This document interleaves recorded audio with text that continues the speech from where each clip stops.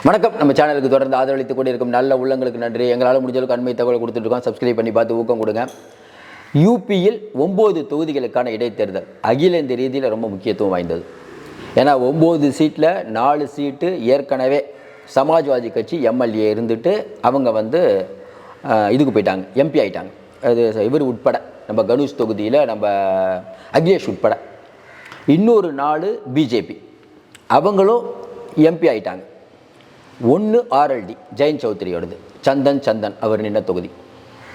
இப்படிப்பட்ட சூழ்நிலையில் இந்த 9 தொகுதிகளில் நடந்த மாற்றம் என்ன? இன்னும் குறிப்பாக பார்த்தீங்கன்னா காசியாபாத், மீராப்பூர் இந்த 2லேயும் எம்பி தேர்தலில் காங்கிரஸ் பெரிய அளவுக்கான வாக்கு வாங்கியிருக்கு. அதனால் காங்கிரஸுக்கு அந்த சீட்டை கொடுக்கலாமா அப்படிங்கிற ஒரு யோசனை போயிட்டுருக்கு. ஏன்னா இன்றைக்கி சமாஜ்வாதி காங்கிரஸ் அந்த 2 பேர் சேர்ந்தது பெரிய அளவுக்கு வெற்றி பெற்றிருக்குது. இந்த சோசியல் இன்ஜினியரிங் அப்படிங்கிறது பெரிய அளவுக்கு ஒர்க் அவுட் ஆகிருக்கு. அதற்கு காரணம் என்ன? இன்னும் குறிப்பாக யோகி ஆட்சியில் தேனாரும் பாலாரும் ஓடுதா, 10 வருடம் அவர் எப்படி ஆட்சியில் இருக்காருன்னு எல்லாருக்கும் ஒரு சந்தேகம். ஏன்னா அதை பற்றி, யூபிஐ பற்றி முழுமையாக அறிந்தால்தான் இதுக்குள்ளே நம்ம போக முடியும். முதல்ல அதை பற்றி பேசிட்டு இந்த 9 தொகுதியை பற்றி அப்புறம் பேசுவோம். முதல்ல இன்றைக்கி யூபியில் இந்த அளவுக்கு ஒரு இந்தியா கூட்டணி ஜெயித்ததுக்கு காரணம் அகிலேஷ், ராகுல் இருவரும் இணைந்தது. இணைஞ்சு எப்படி வாக்கு வித்தியாசம் உயர்ந்தது? ஏற்கனவே உங்களுக்கு தெரியும், பிஜேபி அதாவது வாஜ்பாய் இருக்கும்போது மெதுவாக பிஜேபி, அதாவது அத்வானி ரத யாத்திரை போகும்போது ஒரு பெரிய மாற்றம் வருது. எப்பயுமே ஒரு கட்டமைப்பு வலுவே இல்லாட்டினா கூட, உங்களுக்கு ஆட்களே இல்லாட்டினா கூட மக்கள் வெகுண்டு எழுந்து போய் ஓட்டு போடுவாங்கல்ல, அந்த மாதிரியான ஒரு புரட்சி யூபியில் நடைபெற்றது. காங்கிரஸ் பெரிய அளவுக்கு கோலோச்சி கொண்டிருந்த மாநிலம்.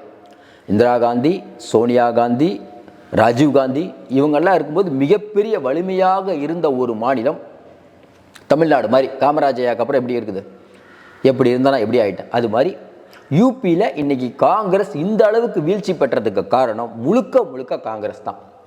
வெகுஜன மக்களிடமிருந்து விலகி சென்றது காங்கிரஸ், அவர்களை தேடி சென்றது பிஜேபி. அந்த தேடி சென்றது எப்படிங்கிறத பற்றி பேசுவோம். ஏன்னா காங்கிரஸ் பெரிய ஒரு பணக்காரர்களின் கட்சியாக உருவெடுத்துருச்சு. தொடர்ந்து யூபியில் அவங்க தான், அவங்கள மிஞ்சி ஆளே இல்லை.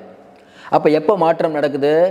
கட்டமைப்பு வலிமைப்படுத்த பிஜேபி மெதுவாக பண்ணிகிட்டு இருக்காங்க, ஆர்எஸ்எஸும் உழைக்கிறாங்க. ஆனால் என்ன நடக்குது?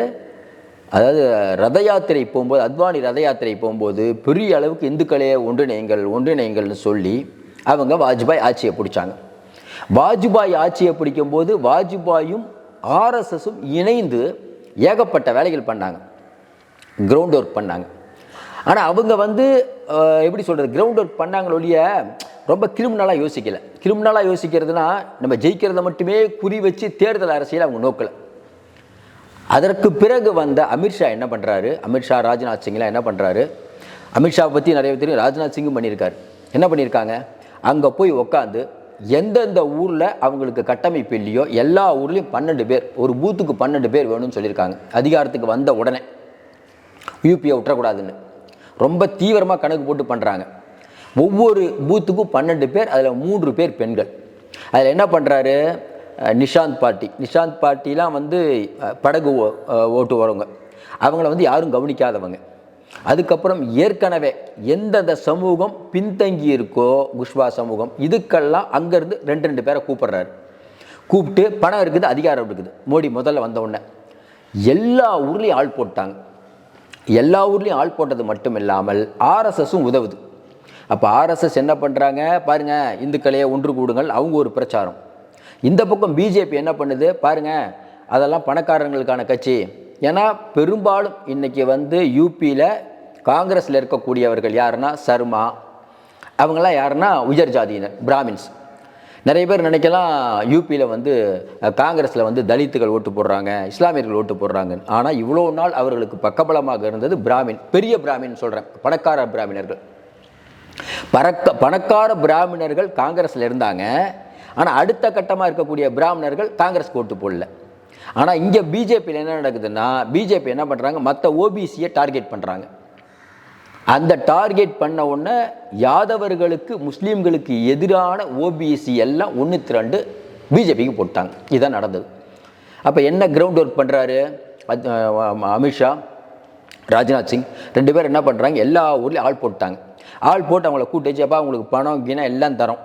ஒரு நாளைக்கு, ஏன்னா அங்கே வந்து ஒரு நாளைக்கு 500 பெரிய விஷயம். அவன் 50 ரூபா கிடைக்காம கஷ்டப்படுறான். 500 கொடுக்குறேன், இந்த யோஜனா திட்டம் அந்த திட்டம் எல்லாத்தையும் போய் சேருங்க. யார் யார் எங்கெங்கே நம்ம வந்து கொடி ஏற்றணுமோ எல்லா ஊர்லேயும் கொடி ஏற்றுங்க. இதுதான் நமக்கு கட்டமைப்புன்னு கட்டமைப்பை ஸ்ட்ராங் பண்ணுறாரு.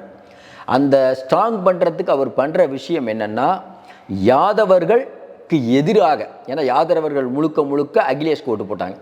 அப்போ யாதவர்கள் என்ன பண்ணுறாங்க, ஓபிசியில் இருக்கக்கூடிய பெரும்பாலான இடஒதுக்கீட்டை யாதவர்கள் பெற்றுறாங்க, மற்ற சமூகங்கள் பாதிக்கப்படுது. அப்போ என்ன பண்ணுறாரு யோகி, வந்தவுடனே என்ன பண்ணுறாரு, உடனடியாக என்ன பிரச்சனைன்னு கேட்குறாரு. இல்லைங்க, இந்த சமூகம் இந்த என்ன பிரச்சனை, நிஷாந்த் சமூகம், அப்புறம் தலித்லேயே 3 பிரிவு இருக்குது. அந்த 3 பிரிவில் சில பேர் வந்து இங்கே சொல்கிறாங்கல்ல, தேவேந்திர குல வேளாளரை எங்களுக்கு உள்ஒதுக்கீடு கொடுக்கணுன்னு. அந்த உள்ஒதுக்கீடு ரொம்ப நாளாக அவங்க பெண்டிங்கில் இருக்குது. சரி கொடுத்தா என்ன ஆகும், கொடுத்தா கோர்ட்டில் நிற்காதுங்க, அப்போ கொடுத்துரு அப்படின்னா என்ன நடக்குதுன்னா, உடனே யோகி வந்து நிஷாந்த் பார்ட்டிக்கு தலித்துகளுக்கு 3 பிரிவுக்கு பிரித்து கொடுக்குறாரு. இது கொடுத்த உடனே என்னென்னா, எனக்கு இவ்வளோ நாளாக காலங்காலமாக நம்ம அடிமைப்பட்டு கிடந்தோம், ஐயா யோகி வந்த உடனே நமக்கு கொடுக்குறாரு என்னொன்னே எல்லா மக்களும் அந்த பக்கம் இடம் பெயர்றாங்க. அப்போ என்ன நடக்குது, கோர்ட்டுக்கு போய் அடி வாங்குது. அப்போ அடி வாங்கும் போது யோகி என்ன சொல்கிறார், இல்லை நாங்கள் தான் சென்ட்ரல் கவர்மெண்ட்டில் டபுள் இன்ஜின் சர்க்கார், நாங்கள் உங்களுக்கு பண்ணிடுவோம் அப்படி தான் சொல்ல முடியும், நாங்கள் சட்டத்தை போட்டு பண்ணுறோன்னு பண்ணல, மராத்தா இடஒதுக்கீடு மாதிரி.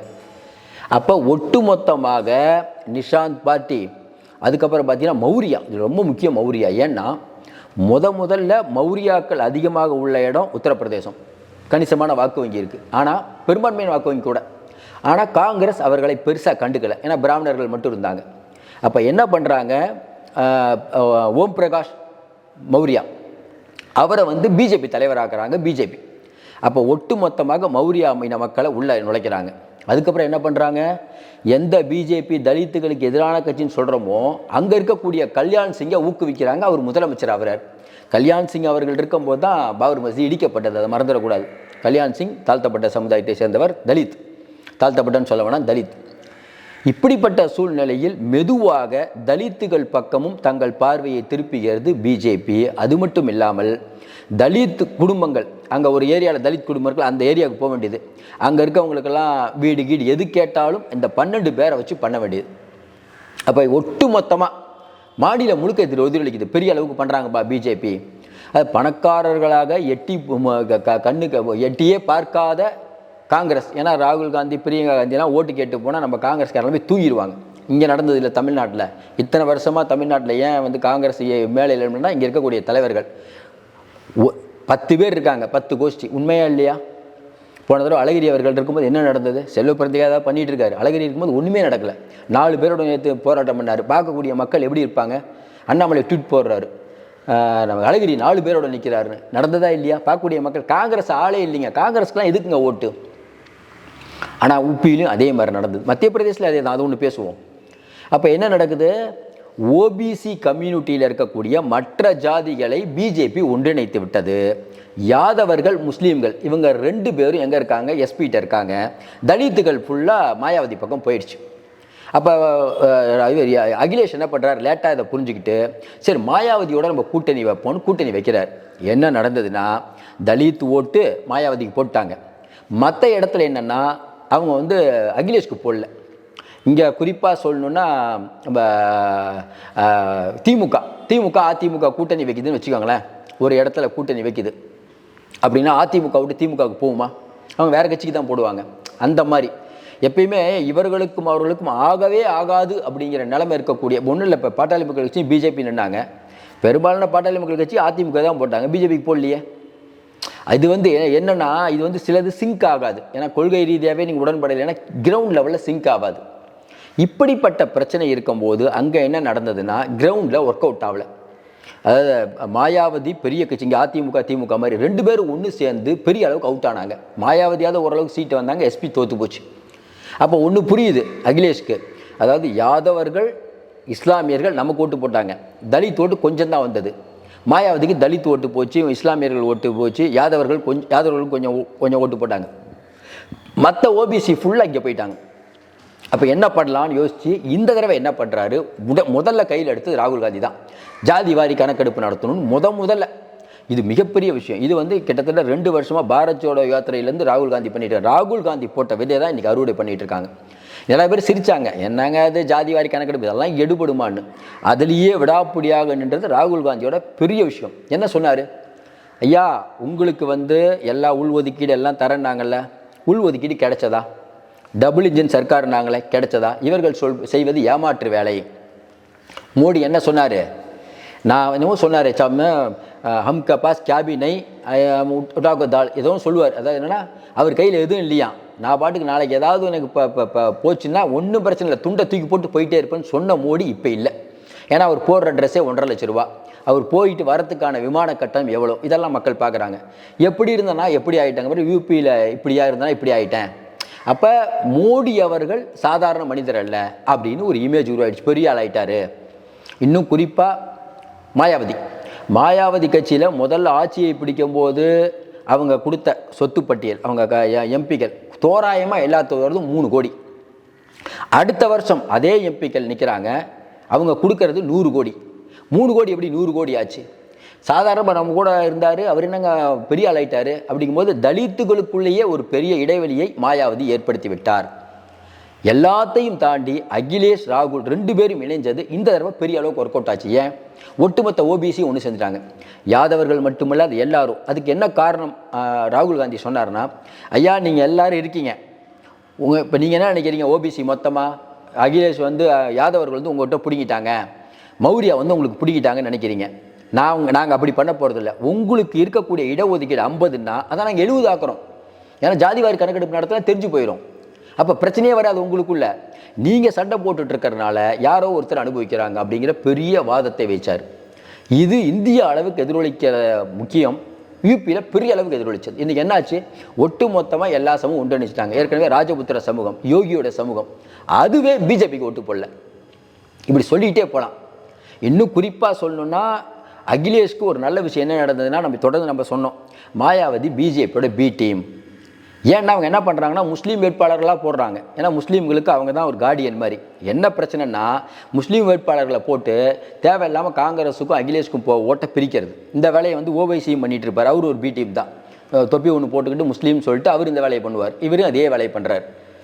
அதனால் இஸ்லாமியர்கள் தெளிவாக தான் ஓட்டு போட்டாங்க. இப்படிப்பட்ட சூழ்நிலையில் மறுபடியும் மாயாவதி என்ன பண்ணுறாங்கன்னா, அவங்களுக்கு ஓட் பேங்க் இருந்தது. ஆகாஷ் யாதவை கட்சியில் சஸ்பெண்ட் பண்ணுறாங்க. யார்? அவங்க அண்ணன் பையனை. ஏன்? பிஜேபி ஒரு மட்டமான கட்சி, இப்படி ஒரு மதவாத கட்சியே இல்லை அப்படின்னு வெளுத்து வாங்கினார். உடனே அவங்கள கண்டிக்கிறாங்க. அந்த சஸ்பெண்ட் பண்ணது பெரிய அளவுக்கு விளைவுகள். அப்போ புரிஞ்சுக்கிட்டாங்க தலித்துகள். ஆகாஷ் யாதவ் பிஜேபி திட்டுறாரு, மாயாவதி அவரை கழட்டி விடுது. அப்படிங்கும் போது பிஜேபிக்கு இந்த மாதிரி பி டீம் மொத்தமாக சேர்ந்து ஓட்டு போடுங்கடான்னு சொல்லி அகிலேஷ்க்கும் ராகுலுக்கும் ஓட்டு போட்டாங்க. இதுதான் இன்னைக்கு நடந்த விஷயம். இது வரைக்கும் நம்ம புரிஞ்சுக்கிட்டோம். இப்போ என்ன நடந்துருக்கு கிரவுண்டில், இந்த 9 தொகுதியில் ஓரளவுக்கு இந்த எம்பிக்கள் வந்த உடனே கிரவுண்டு லெவலில் அகிலேஷ் ராகுலுடைய காம்பினேஷன் ஒர்க் அவுட் ஆன உடனே காங்கிரஸும் கட்டமைப்பை மேம்படுத்துது, அகிலேஷும் மேம்படுத்துகிறார். என்ன பண்ணுறாரு, மொத்தமாக அவர் கட்சியில் இருக்கக்கூடிய யாதவர்கள், இந்த கோர் கமிட்டி இருக்குல்ல, அதில் இருக்கக்கூடிய 25 பேரில் 10 பேர் மட்டும்தான் யாதவர்கள், மிச்சம் 15 பேர் மற்ற கம்யூனிட்டி, நிஷாந்த் பார்ட்டியிலேருந்து மௌரியாலேருந்து எல்லாத்தையும் உள்ள நுழைக்கிறார். இது அவர் பண்ண தலித்துகள்.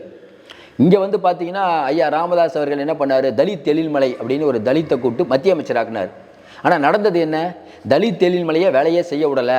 அன்புமணி ராமதாஸ் ஃபோன் பண்ணி அவரை பண்ண சொல்கிறாருன்னு பெரிய பேர் வந்து அதற்கு பிறகு தலித்துகளை ராமதாஸ் முன்னிறுத்தலை.